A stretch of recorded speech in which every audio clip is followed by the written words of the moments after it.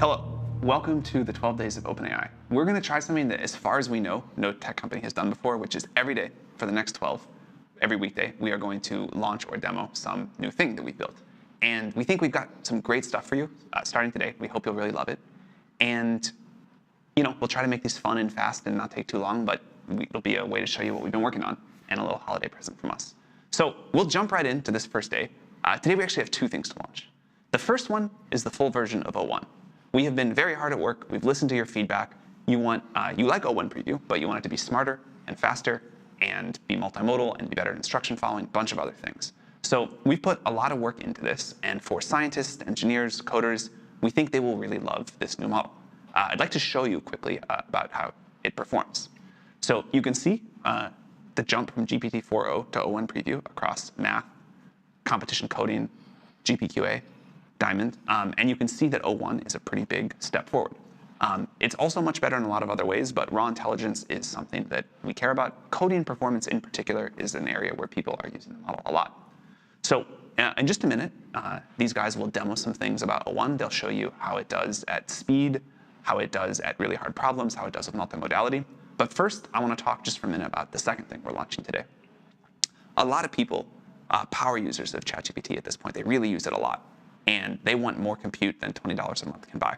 So we're launching a new tier, ChatGPT Pro. And Pro has unlimited access to our models and also things like advanced voice mode. It also has a new thing called O1 Pro mode. So O1 is the smartest model in the world now, except for O1 being used in Pro mode.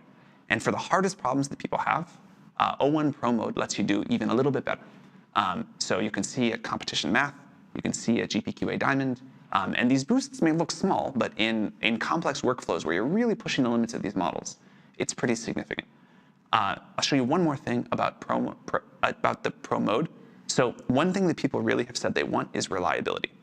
And here you can see how the reliability of an answer from Pro mode compares to O1, and this is an even stronger delta. And again, for our Pro users, we've heard a lot about how much people want this. ChatGPT Pro is $200 a month, launches today.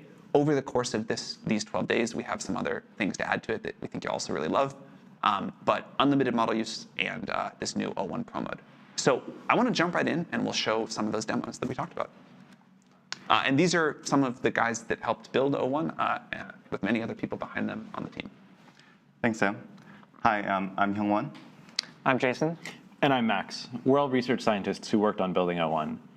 O1 is really distinctive because it's the first model we've trained that thinks before it responds, meaning it gives much better and often more detailed and more correct responses than other models you might have tried. O1 is being rolled out today to all Plus and soon-to-be Pro subscribers on ChatGPT, replacing O1 Preview. O1 model is faster and smarter than the O1 Preview model, which we launched in September. After the launch, many people asked about the multimodal input, so we added that. So now the O1 model live today is able to reason through both images and text jointly. As Sam mentioned, today we're also going to launch a new tier of ChatGPT called ChatGPT Pro. ChatGPT Pro offers unlimited access to our best models like O1, 4o, and advanced voice. ChatGPT Pro also has a special way of using O1 called O1 Pro mode. With O1 Pro mode, you can ask the model to use even more compute to think even harder on some of the most difficult problems. We think the audience for ChatGPT Pro will be the power users of ChatGPT, those who are already pushing the models to the limits of their capabilities on tasks like math, programming, and writing. It's been amazing to see how much people are pushing O1 preview, how much people who do technical work all day get out of this, and we're really excited to let them push it further. Yeah, sure. We also really think that O1 will be much better for everyday use cases, not necessarily just really hard math and programming problems. In particular, one piece of feedback we received about O1 Preview constantly was that it was way too slow. It would think for 10 seconds if you said hi to it, and we fixed that. That was really annoying. It was kind of funny, honestly. Yeah. It really thought, it cared. Really thought hard about saying hi back to you. Yeah. And so we fixed that. O1 will now think much more intelligently. If you ask it a simple question, it'll respond really quickly. And if you ask it a really hard question, it'll think for a really long time. We ran a pretty detailed suite of human evaluations for this model, and what we found was that it made major mistakes about 34% less often than O1 preview, while thinking fully about 50% faster. And we think this will be a really, really noticeable difference for all of you. So I really enjoy just talking to these models. I'm a big history buff, and I'll show you a really quick demo of, for example, a sort of question that I might ask one of these models. So right here, on the left, I have O1. On the right, I have O1 preview. And I'm just asking it a really simple history question. List the Roman emperors of the 2nd century, tell me about their dates, what they did. Not hard, but GPT-4o actually gets this wrong a reasonable fraction of the time. And so I've asked O1 this, I've asked O1 preview this. I tested this offline a few times, and I found that O1 on average responded about 60% faster than O1 preview. This could be a little bit variable because right now we're in the process of swapping all our GPUs from O1 preview to O1.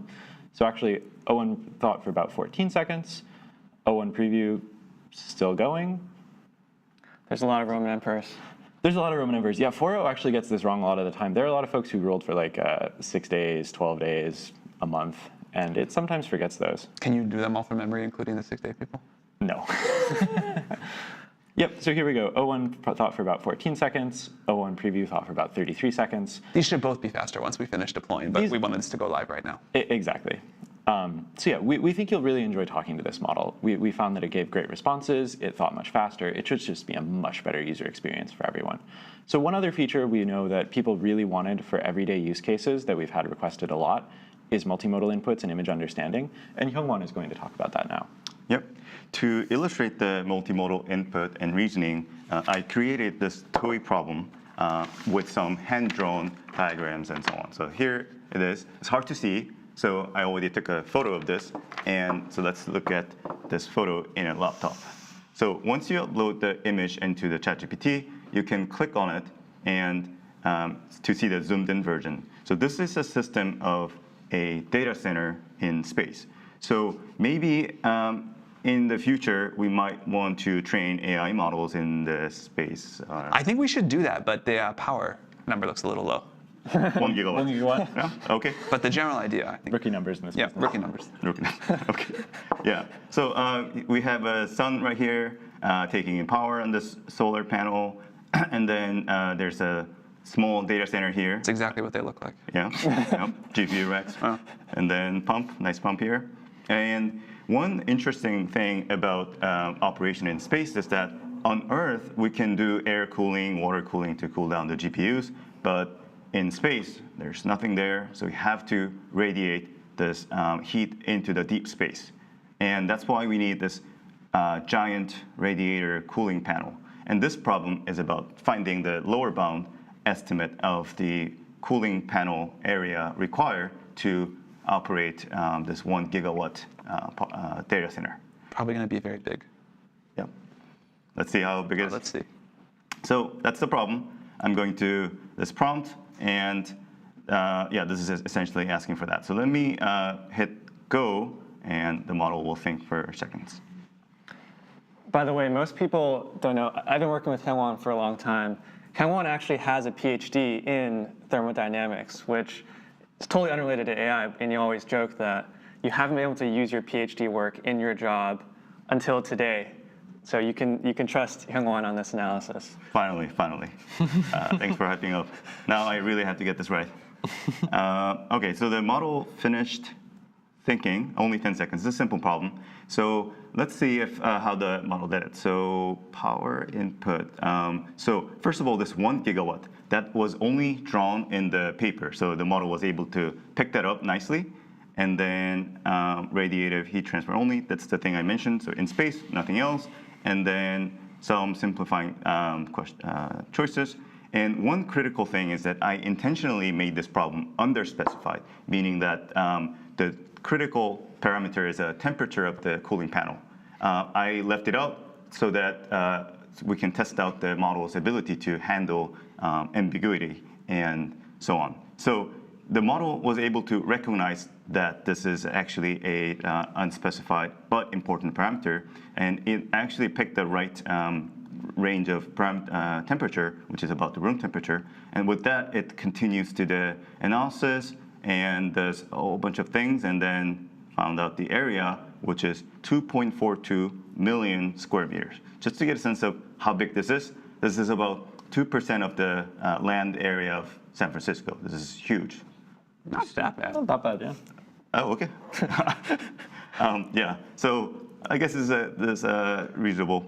I'll skip through the rest of the details, but I think the model did a great job making nice, consistent assumptions that make the required area as little as possible. And so, so this is the demonstration of the multimodal reasoning. And this is a simple problem, but O1 is actually very strong, and on standard benchmarks like MMMU and MathVista, O1 actually has the state-of-the-art performance. Now, Jason will showcase the Pro mode. Great. So I want to give a short demo of ChatGPT O1 Pro mode. People will find O1 Pro mode the most useful for, say, hard math, science, or programming problems. So here I have a pretty challenging chemistry problem that O1 preview gets usually incorrect. And so I will let the model start thinking.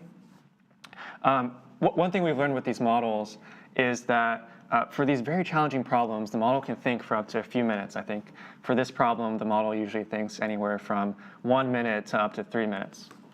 And so we have to provide some entertainment for people while the model is thinking. So I'll describe the problem a little bit, and then if the model is still thinking when I'm done, I've prepared a dad joke for us to fill the rest of the time.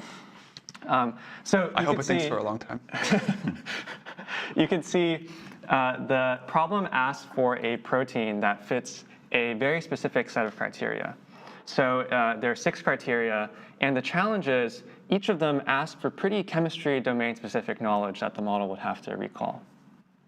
And the other thing to know about this problem is that none of these criteria actually give away what the correct answer is. So for any given criteria, there could be dozens of proteins that might fit that criteria.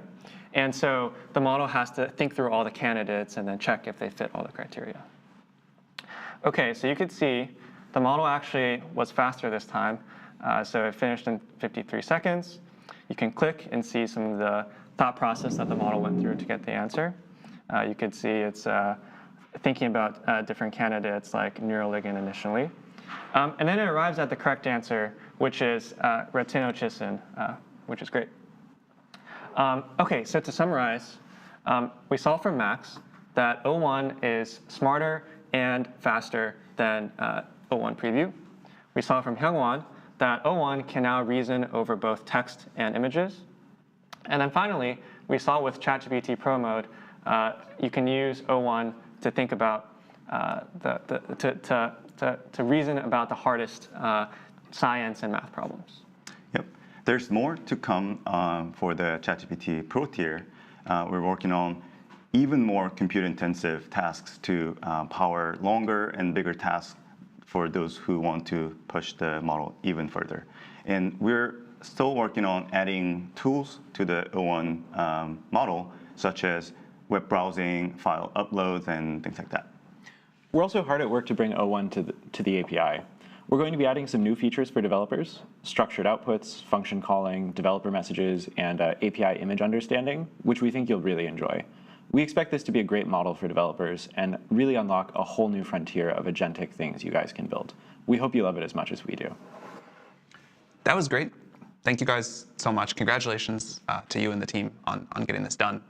We really hope that you'll enjoy O1 and Pro mode or Pro tier. We have a lot more stuff to come. Tomorrow we'll be back with something great for developers, and we'll keep going from there. Before we wrap up, can we hear your joke? Yes. So I made this joke this morning. The joke is this.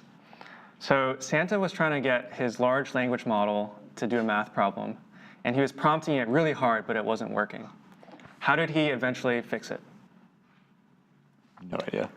He used reindeer enforcement learning. Thank you very much. Thank you.